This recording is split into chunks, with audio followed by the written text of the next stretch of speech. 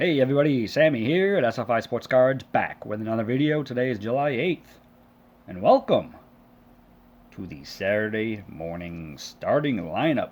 Today we have a very interesting squad, as some of these random picks were definitely some shockers and cards I forgot I even had, but I guess that's the point of the series. So this team, it does have one of the most prolific sluggers in history, and in my opinion, some of the most decorated defenders at 4 different positions. So I'm pretty hyped to see that. Plus, this team does have its share of controversy. A couple guys included in some of the more darker times that the game's been through. But this team has a career WAR 351.1, and I did not think this rating would be this high. Just going through the team as a whole. But it does have its share of record setters, many accolades and honors. We have 3 Hall of Famers, 3 MVPs, 47 All-Star nods, 6 World Series winners, 32 Gold Glove Awards, 10-time Silver Sluggers, 2 playoff MVPs, a Rookie of the Year, and a Cy Young Award winner at pitcher. So let's get started. Leading off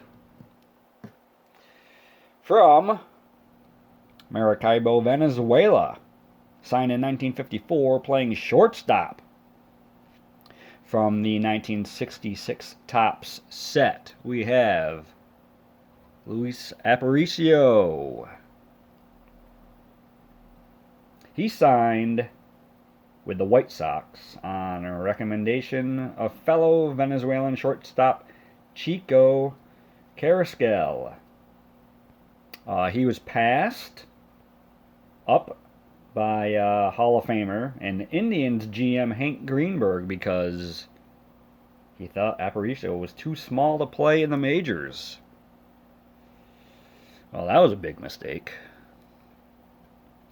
because Aparicio would go on to be a symbol of development of baseball in Latin America. He would leave the game as the all-time leader in assists and double plays by shortstop until it was broken by Ozzie Smith. He still holds American League records for putouts and total chances at short. Ted Williams said that Aparicio was the best shortstop he'd ever seen, winning 9 Gold Gloves, Rookie of the Year. He's a 13-time All-Star and a World Series champion in 1966, same year as this card. Led the league in fielding percentage, a record 8 times, and led the American League in steals 9 straight seasons. He actually accomplished many more records and feats when he retired, but to be honest, I couldn't even keep track of them all. He's the first Venezuelan Hall of Famer when he was inducted in 1984. Here's a guy that I don't know, we don't see as much of in the hobby world. I enjoy collecting them. Tremendous fielder, base stealer, leadoff guy. So yeah, appropriate to have him starting off the team. Next, batting second from Greenville, Mississippi. After attending Longview Community College in Missouri, he signed in 1970 out of the Kansas City Royals Team Academy. He's playing second base For the 1978 top set, we have Frank White. I am so glad I pulled this card because he is definitely someone that doesn't get enough love in this hobby. Now, there's many within the Hall of Fame, including players, managers, executives, that believe Frank White is a strong candidate. He and George Brett set a major league record by appearing in 1,914 games together, which is then surpassed by Alan Trammell and Lou Whitaker. White is a 5-time All-Star. He won 8 Gold Gloves, 6 consecutively, and was the 1980 American League Championship Series MVP. Won a World Series in 1985 with the Royals, where he hit cleanup. The only other time a second baseman hit cleanup in the World Series was Jackie Robinson. On 2 occasions, White hit for the cycle, and he posted a .984 fielding percentage. July 2nd, 1995, White's number 20 was retired by the Royals, whom he played his whole career with, and has a bronze statue outside Kauffman Stadium. He is known to be the greatest defensive second baseman of his era. I don't think there's any doubts if anyone saw him play. He is hitting second. Batting third. From Anderson, South Carolina, drafted in 1971 in the first round, 15th overall, out of T.L. Hanna High School, playing left field. From the 1976 top set, we have Jim Rice. 8-time All-Star. And 1978 American League Most Valuable Player. In that year, Rice was the first player in 19 years to amass 400 total bases. At the time, he was the only player in American League history to lead the league in total bases 3 years in a row. That was not named Ty Cobb. He would lead the American League in homers 3 times, RBIs and slugging twice, total bases 4 times. Let's talk about some records. Rice is the only player in history to lead the league in home runs, RBIs, and triples in the same year. That was 1978. He is also the only player to hit over 39 home runs, 200 hits, 3 years in a row. His number 14 was retired by the Red Sox in 2009 and was inducted in the Hall of Fame that same year. You know what? Besides,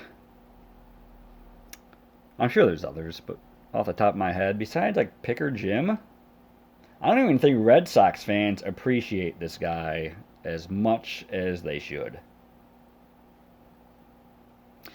You know, he took over for Yastrzemski, who took over for Ted Williams. You know, great left fielders in their franchise, but I don't know. He doesn't get talked about nearly as enough, if you ask me. I mean, Red Sox fans, he was an MVP for you. You know, big time slugger. Show him some more love, guys. But that's a 76 Rice, who is hitting third in this lineup. And batting cleanup from San Pedro, Dave McCorris and Dominican Republic, signed in 1985, playing right field. This is from the 1990 score set. We have Sammy Sosa. I'd have to say, out of all the rookie sets in 90, I think score is my favorite. I just like the designs on them. More so than like Topps and Donruss, obviously, and Fleer. I like score. One of the most controversial players of his era, Sosa, he was the fastest player ever to 400 home runs. He would hit over 60 3 times in a season, but never led the league in home runs any of those years. The 1998 National League MVP is 8th on the home run list with 609, with his first career home run coming off Roger Clemens. From 1998 to 2002, Sosa hit 292 home runs, an average of 58 per year. No one in history is even close to that mark, either clean or chemically assisted. He holds the record for most home runs in a month, 20,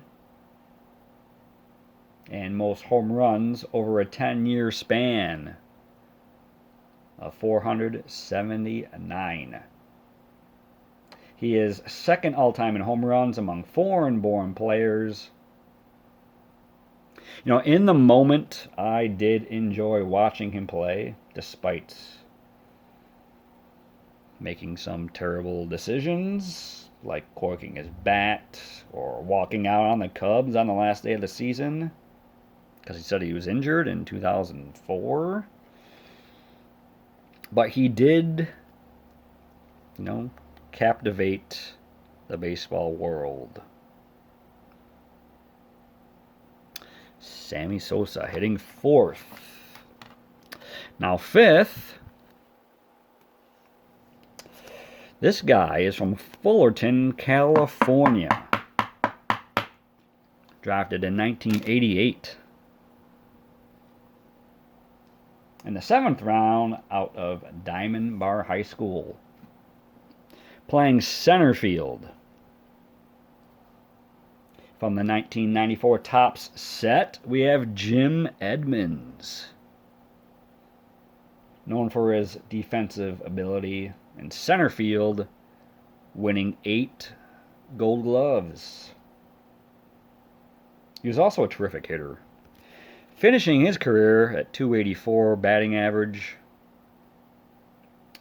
393 home runs, and 1,199 RBIs. 5 times he hit over 30 home runs, and twice he hit over 40. Now, I remember Edmonds when like highlights were a thing on TV, which they are not so much anymore.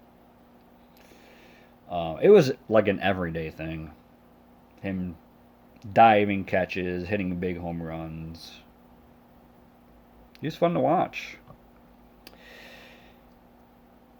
He was a member of the 2006 Cardinals World Series team.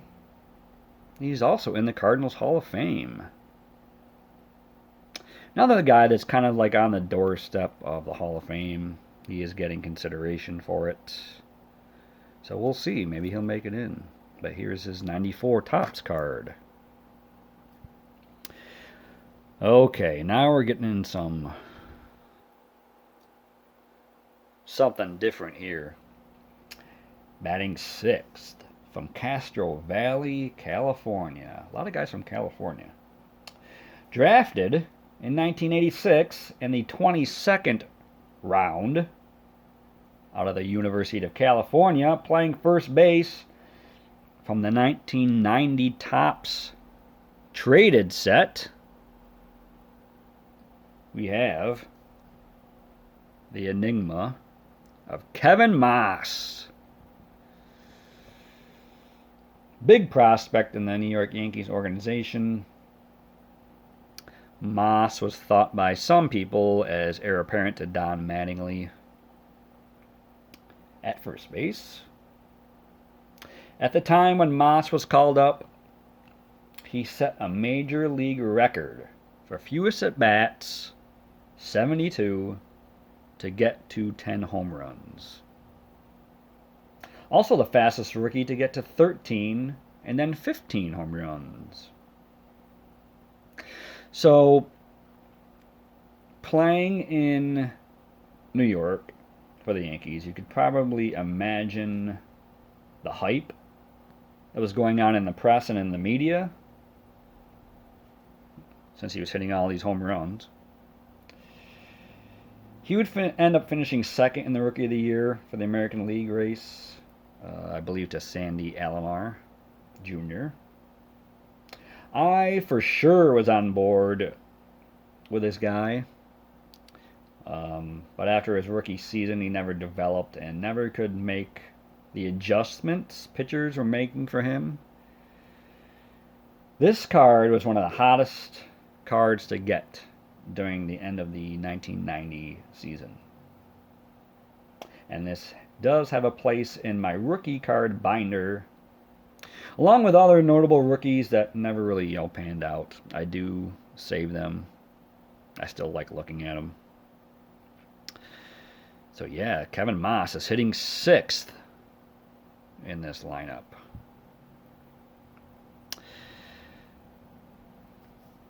Where are we at? 7th? Another California guy from San Diego. Drafted in 1969 in the 6th round out of Stanford University at catcher from the 1974 Topps set. We have Bob Boone.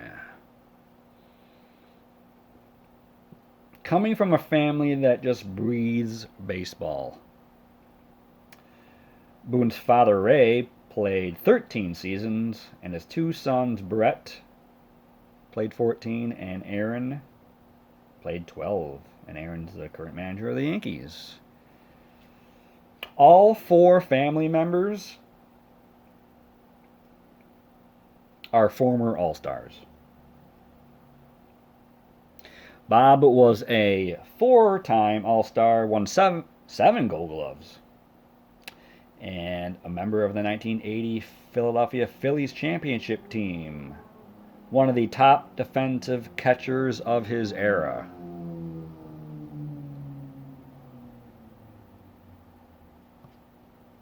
His 2,225 games caught was a major league record until it was broken by Carlton Fisk.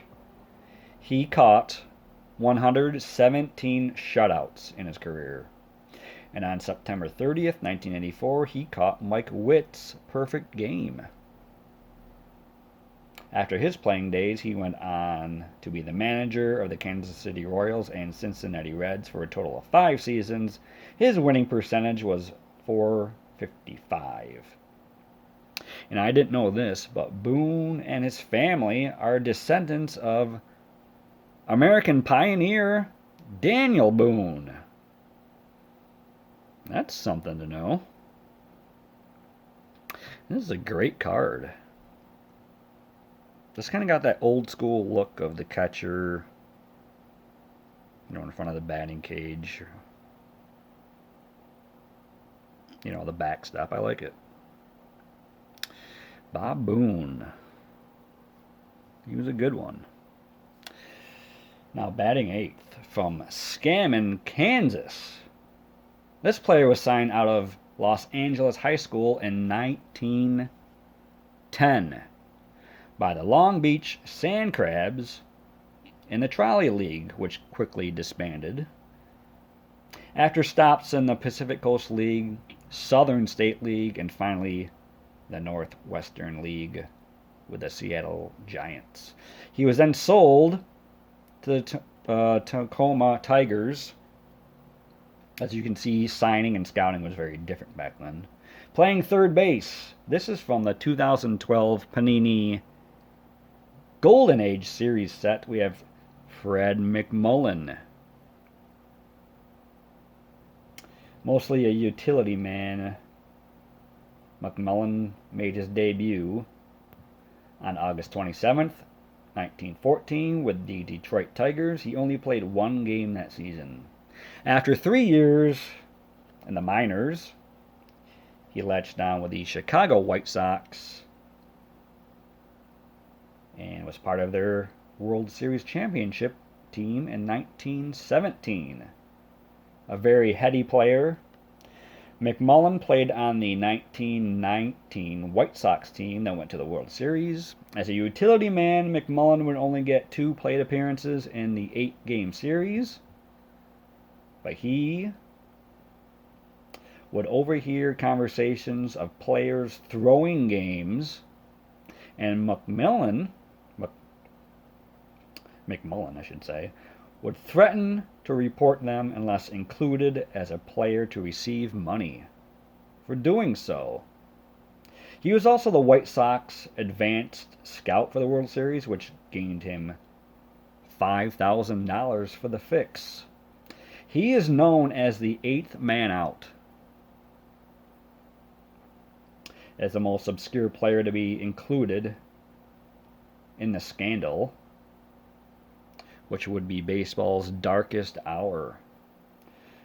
McMullen would be banned from organized baseball along with 7 other teammates and blackballed in semi-pro games near his hometown in Los Angeles. So quite the story for Fred McMullen. Glad to have pulled that card. And hitting 9th. From Oakland, California, drafted in 1972 in the 3rd round out of Washington High School at pitcher from the 1984 Topps set. We have Dennis Eckersley. Pretty fine card right here. I think most of you know Eckersley's exploits as both starter and closer. He's a Hall of Famer. He's a Cy Young Award winner and AL MVP. That happened in 1992.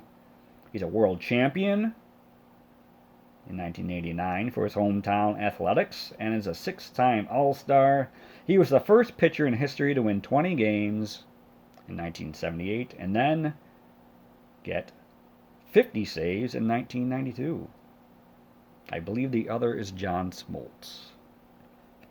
On May 30th, 1977, Eckersley tossed a no-hitter against the California Angels, and he accumulated 151 wins as a starter. As a closer, Eck would finish in the top 6 in MVP voting 4 times, giving recognition as, what type of force he was closing out games. From August 7th, 1989 to June 7th, I believe those dates are right, in 1990, Eck appeared in 41 games. He did not walk a single batter. In 1990, he became the first player to have more saves than base runners allowed. His ERA and WHIP that year were exactly the same, .614. Now, he did give up his fair share of big hits and big moments. 1988 Kirk Gibson, Roberto Alomar home run in the ALCS 92 in Game 4. I remember watching both of those games when it happened. And here's a good trivia question to impress your friends. He also gave up Dave Winfield's 3,000th hit. But what dominant reliever didn't give up big hits in their career? Mariano did. Goose Gossage did. So he's not alone. So there you go. There's the team. What do you think of this lineup? Has a little bit of everything. In my opinion, the strength is obviously the up-the-middle defense at catcher. Second and short. What a double play combination that would be. And Edmonds in center field. But we do have some bangers with, light tower power at the corner spots in the outfield. Rice and Sosa. Plus you got a shutdown Cy Young Award winner. So tell me your thoughts. Any stories from these players that you want to share? Leave them in the comments. Don't forget to support the channel. Check out some VRs that are going on right now. And just some random card showing. Probably my favorite videos. Just the random cards. But support those channels as well. But enjoy your weekend. Hope you liked the video. Like the squad this week. We'll talk soon. Take care, everybody.